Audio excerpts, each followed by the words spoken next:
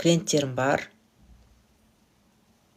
Сағынбек, мен не емеспін, балшы емеспін, тәуіп емеспін. Мен психолог, психосоматолог маманымын.